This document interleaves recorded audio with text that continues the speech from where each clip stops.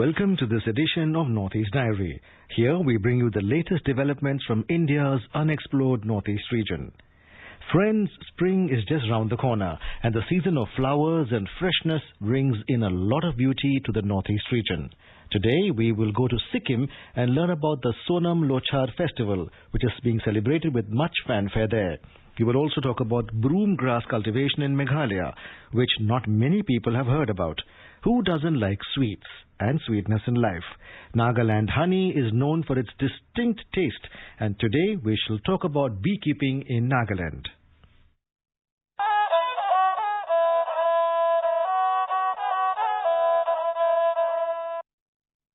It has been truly said that necessity is the mother of invention.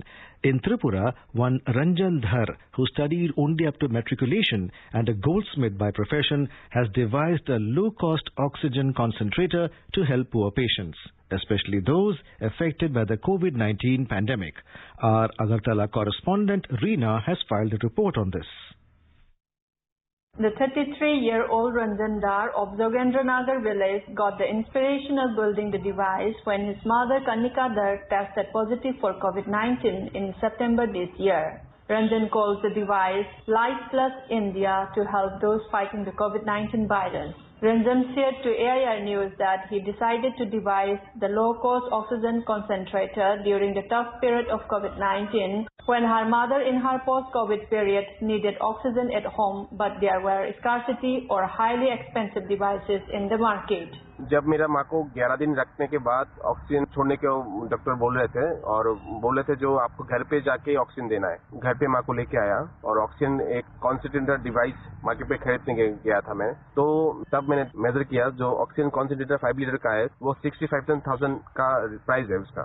तो तब तो मेरा खरीदना नहीं हुआ। वो कॉन्सेंट्रेटर डिवाइस मैंने रेंट पे लिया पर डे का 1000। तो 5 दिन रखा मैंने। रखने के बाद मेरा माँ थोड़ा सा स्टेबल हो गया। स्टेबल होने के बाद मैंने ऑक्सीजन सिलेंडर खरीदने के बाद वो से मैं दे रहा था माँ को। तब मैंने सोचा कि इस डिवाइस के बारे में ऑक्सीजन कॉन्सेंट्रेटर डिवाइस जो है वो मार्केट में 5 लीटर का 65,000 का मिलता है। तो मैं उसको अगर बना सकूं जितना हो सके कम से कम प्राइस में, मैं चाहता हूँ उसको गवर्नमेंट हाथ में ले, साइंस एंड टेक्नोलॉजी उसको हाथ में लेके उसको ज्यादा से ज्यादा उसको चेक करके उसको मुहैया करे जो पूरी दुनिया को चाहिए अभी। Mr. Ranjan is wanting to dedicate this machine to the country, the poor of this nation. He said he wants Prime Minister Narendra Modi to come to know about this. He is also looking forward that the experts in the field test his device for further improvement. For Northeast Diary, this is Reena Nomaitem from Agartala.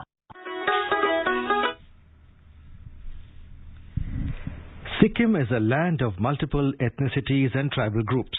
The Himalayan state's Tamang community recently celebrated one of its biggest festivals, Sonam Lochhar.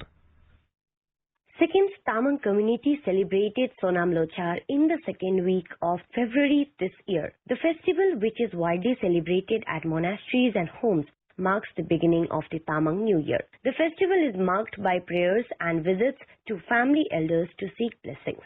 Founder-President of Sikkim Tamang Youth Society, Suresh K. Lama, speaks about the festival. Sonam Lochhar, the festival of Tamang community. The Tamang celebrate this festival extravagantly with family and friends and prepare delightful items like khapse, jero, babri, etc. During the 5 days of Sonam Lochhar, people deck up traditionally and enjoy dancing and singing.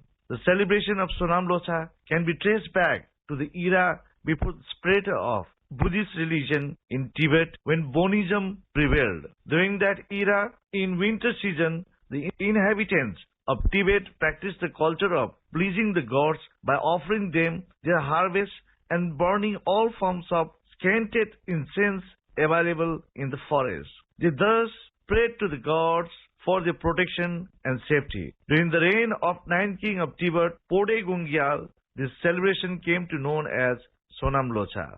Tamang Selo, a traditional dance, is performed in colorful traditional clothes showcasing the culture heritage of the Tamang community. Celebrated over 5 days, Sonam Lochhar covers day-wise practices and rituals including cleaning and decoration of the house, preparation of traditional Tamang cuisine, display of the 8 Lak signs used by Guru Rinpoche for welfare of the mankind at the altar and seeking blessing from religious heads.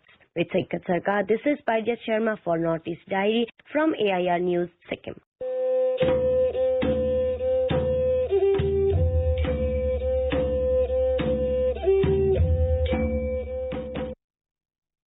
It is a back-to-back moment, happy moment for our listeners and for the beloved brothers and sisters of Manipur, a beautiful state of the Northeast India. Last time we talked about how Manipur became vulnerable to drugs menace due to the proximity of the Golden Triangle and the initiative of present Manipur Chief Minister N. Biren, known as War on Drug. We also talked about a village of Ukhrul district of Manipur which decided to destroy poppy plants grown in the village from which opium is extracted. Another encouraging news is the collective body of NGOs and Christian leaders who have announced to join the war on drugs. Let's have more from our Imphal correspondent JJ Thokchom. The War on Drug campaign, introduced and led by Manipur Chief Minister N. Biren Singh, has now turned to the public movement in Manipur. After the villagers of remote hill village Pawi of Ukhrul district Manipur decided to destroy poppy plants grown in their villages to mark joining and supporting the campaign, an apex body of NGOs and Christian leaders have now joined the movement. Agape Museum is a body of 143 NGOs spread across the hill districts of Manipur and started a long strategy to root out poppy plantations, thus eradicating the drug menace from the soil of Manipur. The body, along with Christian leaders, launched a mass awareness campaign visiting the house of those poppy planters, requesting them to stop the cultivation of poppy and adopt other substitute horticulture crops. Regarding their strategy, the leader of Agape Museum, Reverend Dr. Lumkho Haukip, said that opium affects us regardless of caste and creed, and the long-lasting method to destroy the poppy is to provide substitute horticulture crops to them. He said, all the NGO 143 NGO decided to stand with Chief Minister of Manipur because it is against the Bible, it is against the Christianity, against the government. So we try to do counseling to all the poppy planters. We have many strategies. If we want at one time every nook and corner of where poppy plantation is there, we cannot go immediately and destroy. Without replacing, they cannot stop. Once replacement of horticultural crops, then people will they will stop. With the rising awareness and acceptance of war on drug among the people and NGOs of Manipur, the once sole government campaign has now turned to the public movement. It has catalyzed the effort to make the Manipur state drug-free and healthy society and hope to culminate into success. JJ Thokchom from Imphal for AIR News, Northeast Diary.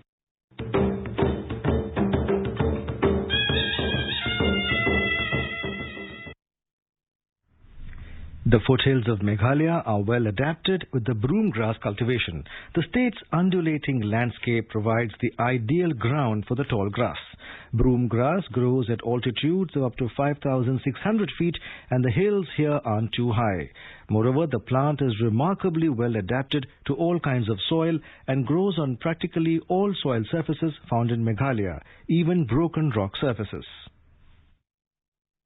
After the Meghalaya government decided to promote the plantation of broom grass in 2019 by giving the status as agroforestry product, farmers have met with great success in cultivating broomsticks. Low maintenance and high yield of broomsticks have attracted local farmers and traders to a great extent. The advantage of broom grass cultivation is that it improves the soil fertility and texture, and it can be cultivated even in barren, unproductive or wasteland. According to experts, the quality of broom are much better when grown on rough terrain compared to fertile lands. Broom is one of the easiest crops to cultivate, and due to very low gestation period, the produce yield in a short period of time. Due to its high demand in other states, it has high economic value. It is beneficial to all sectors, but more importantly, it provides employment opportunities to local cultivators and communities, generating income for their livelihood. Marshall Kharbani, Territorial Divisional Officer, Soil and Water Conservation Department, said that the broom plantation was introduced to the communities by the department for improving the soil texture in the region.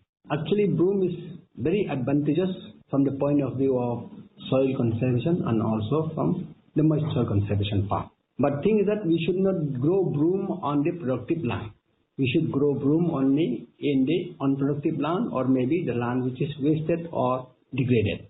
So by doing so, actually broom will help. It will retain the soil. It can contain the soil erosion and also improve the soil health and all the microbial activities that are there. Actually, broom is one of the easiest crop to establish, as I said earlier.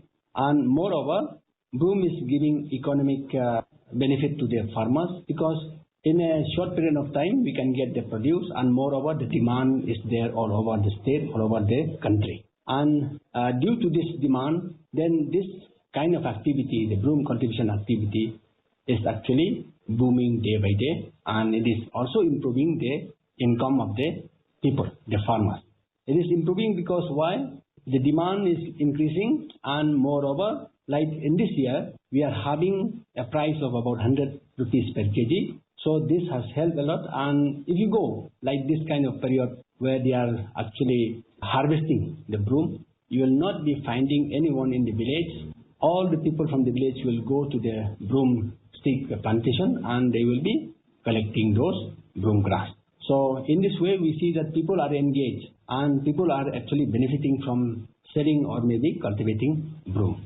Despite broom cultivation is booming, local farmers may not be getting the entire value of their produce due to lack of processing units where they can turn the raw broom grass into usable broomsticks, which are sold at a higher price. This is Rustam for Northeast Diary from AIR News, Shillong.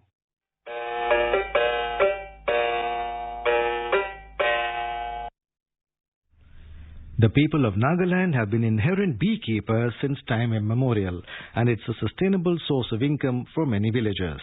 Nagaland Beekeeping and Honey Mission, NBHM, a state government undertaking, promotes apiculture to preserve the distinct and delicious taste of Nagaland honey and conserve the age-old practice of beekeeping.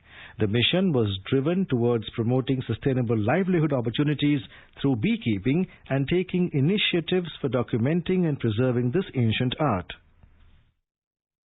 Nagaland is recognized as a pioneer in beekeeping and honey production in the country as well as at the international level. Nagaland was the first state to have launched a dedicated mission in the year 2007 for the promotion of beekeeping and honey activities in the country to create a roadmap for enhancing the existing potential through technology-reached and beekeeping development interventions.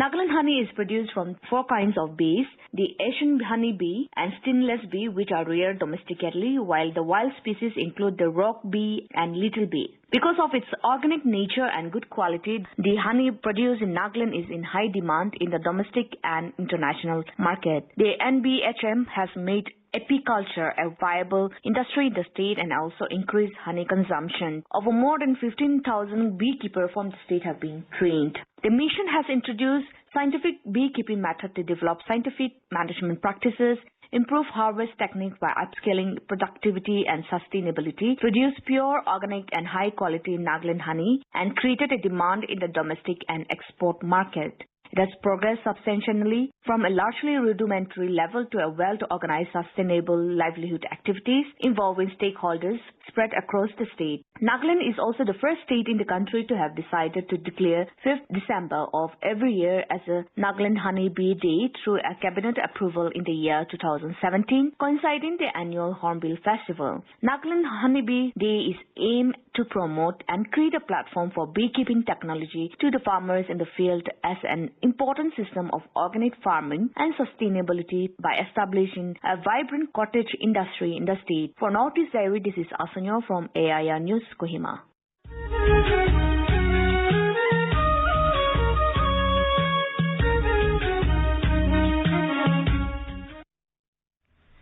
In Arunachal Pradesh, the foundation stone for the Major Ralenkyo Bob Khating Memorial in Tawang was laid on Sunday.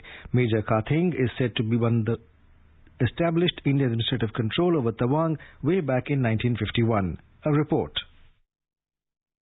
Arunachal Pradesh Governor, retired Brigadier Dr. B.D. Misra on Sunday laid the foundation stone of Major Ralenkyo Bob Khating Memorial at Tawang in presence of Chief Minister Pema Khandu, Union Minister Kiran Rijiju, Meghalaya Chief Minister Conrad Sangma, Chief of Defence Staff General Bipin Rawat and family members of Major Khating. Speaking on the occasion, Chief Minister Pema Khandu said that it is a historic day for Arunachal Pradesh as the state finally got the opportunity to honor Major Khating for the contributions he made for the state and country, which was long due. Major Khating, who established Indian administrative control over Tawang way back in 1951, will now have a memorial set up by the Arunachal Pradesh government at Tawang. The land for the memorial will be donated by the local people. Braving harsh terrain and weather conditions, Major Khating and his team carried out an audacious 20-day journey on foot from Charidwar in Assam to Tawang starting January 17, 1951. He reached Tawang on 6th of February 1951.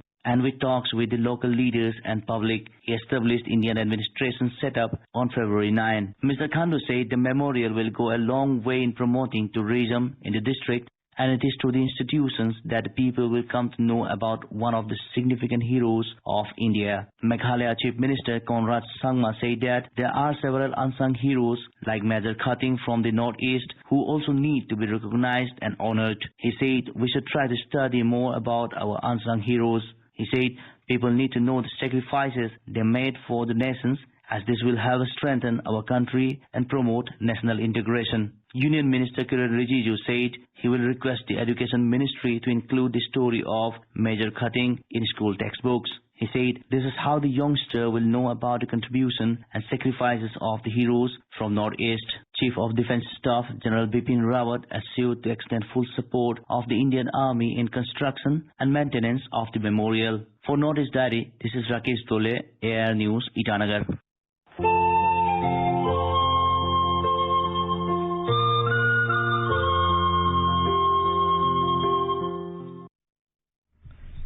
In this episode of Nathi's Diary, we will present an interview of a big personality from Mizoram. She's a retired civil servant, but she's mostly known for her leadership and her works in the struggle for women's rights and women empowerment.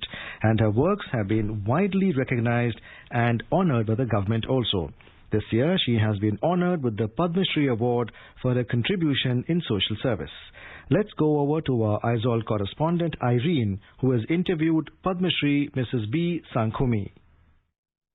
Mizoram has set many examples in terms of women empowerment, which have taken place in the state almost silently. Women of the state also set an impressive example to establish and safeguard the rights of inheritance for women. In the early years of the millennium, women organization Mizo Meithe in Suikhompol, MHEP, led the battle. And after 10 years of advocacy and repeated submission of memorandums and draft bills, the Mizo women ultimately succeeded to get the due legislation in 2014 when the government enacted desired transformation in the laws of marriage, divorce and inheritance and succession. And the torchbearer of the struggle was B. Sankhumi. 73 years old, Mrs. Sankhumi was a public servant. She had served as Director of Higher and Technical Education and as Chairman of the Mizoram Public Service Commission. Later, she became the Chief of the Mizo Women Organization, Mizo Meithe in Suikhompol, MHEP, and led a battle that has brought in a massive impact in women's life. We are happy that Madam Sankhumi is here with us. Welcome, Madam. First of all, take our heartiest congratulations for having been honored with the Padma Shri Award. So what was your initial reaction when you were told that you've got the Padma Shri? I was so surprised, but at the same time, I was very happy. Actually, I didn't expect to get it. And when I heard that I was selected for this noble award, as I told you, I was so surprised. At the same time, I realized that God answers my prayer. You have struggled for establishing women's rights. When and why did you start that battle? Mizo society is a patriarchal society where men are so much higher than women. And our forefathers have different kinds of sayings. For example, one saying goes, women and craft have no religion. So I feel that in order to bring about reformation and in order to reform the Mizo society to upgrade the status of women and children. In order to upgrade the status of women, we have to deal with human rights because God created man and women alike, and we have to be with UNO explaining the rights and especially human rights. We, the women, are also human beings and we have the rights as the men folk. So I feel that Mizo society needs reformation, and in order to bring about that reformation, we have to explain the meaning of rights and to upgrade the status of women. And in my heart of hearts, I feel that to fight for women's rights, the best forum is joining MACP. We women have been suppressed so much so that especially Mizo women never realize that they have the right. They think that God has created them as they were. God has created them to obey whatever the manfolk says, and they never realize that they have the right. Have you faced any challenges posed before the battle for the rights of women? As I said before, in fighting for women's rights, we have to fight against women. It is one of the toughest obstacles to face women in fighting women's rights. We women used to talk a lot. Other serious obstacles which we have to face is mindset of menfolk, which is most concentrated in the church. In a Mizo society, when Christianity came, women had no right to participate in the church functions. That's why if you say anything regarding the rights of women, we have to be very careful. What will the church elders say? Fighting for women's rights, you have to face challenges from every corner in the Mizo society. Madam, your organization MHEP launched Jericho Kwalbuk, which is also called De-Addiction, especially for women. Can you please elaborate about this drive? It was started in 1990. The capacity of Jericho Kwalbuk is 15 patients, all women. We introduced vocational trainings in tailoring and garment technology as well as beauty culture. But what we plan is these addicted people, we admitted them and looked after them. We had to release them from our home when they were normal. But we plan that those who recover will be able to sustain themselves if they were able to do something to earn their livelihood, such as tailoring or in all kinds of decorations, and at the same time especially in fashion technology and beauty culture. I'll be able to tell you lots of women who are the products of Jericho Kwalbuk running shops in different places. Madam, can you please brief us about other issues that the women in Mizo society need to establish in terms of empowerment? As I said before, upgrading the status of women is very, very important for reformation of Mizo society. In the upper layers, we are quite successful. But in the lower level, the mindset is still very, stubborn. We fought so much for Mizo marriage, divorce, and inheritance of property. And we were successful, and it was passed in 2014. And in every marriage, that act was mentioned by the pastor or the church elder at the time of marriage. And we have to change the mindset of the society concerning women. And we have to let the society realize that men and women are created by God and there shouldn't be any difference. These days, unemployment is a bigger challenge before the educated youths. Madam, what do you suggest to bring out the change in this scenario? We can employ ourselves. We can work individually and produce things which others are able to produce. Especially among the Mizos, if we say employment or unemployment, we mean employment under the government. But of course nowadays the scenario is changing.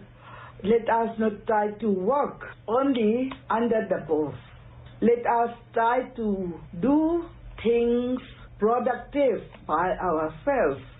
We have to work hard to produce something, not just working under some bosses. Let us employ ourselves. Who is your biggest influence in your life? I'll tell you frankly, it is God who has influenced my whole life. Let me say a few words regarding God's influence in my life. I am the eldest of 14 siblings of my parents. Since my father died while I was just a student in college, I had to change all my ambitions, my lifestyles, and I am completely right about time. Not only my intention, my whole being was right time. I had to depend completely on God. That's why I dare say that my biggest influence in my life is my Heavenly Father. Lastly, would you give a message to the young generations? The first message is hard working. Another message is be faithful.